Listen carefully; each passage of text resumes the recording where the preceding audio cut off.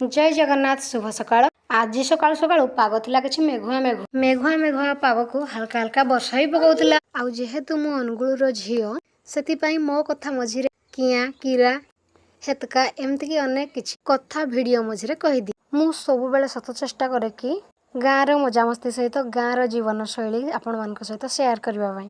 आशा करे मोर एई छोट प्रयासटी आपण मानक भल लागिवो आउ आपण माने मते अनेक मात्रा रे भल पाइबा दे परबे।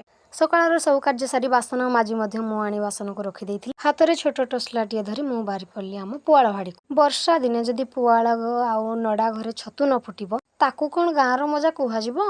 आउ एई आम गाँ गुडा कथा गाँ रे भी आउ कहर नडा छपड़ घर नाही। गाँ रे मिलिबो जदि केवल पुआळर भाडी। छतु को तोली आनी सारबा परे देखिथिली भाडी रे हितला केते कढ आउ दूर रे भी हितला किछि छतु जोडा कि मो हाथ पाउ नथिला आउ भाडी मो पक्षे संभव नथिला। सेति बापा उठी सब छति तोली आनिथिले। काकू पुआळ छति खाइबा पई भल लागे कमेंट रे कहिबे। जय जगन्नाथ।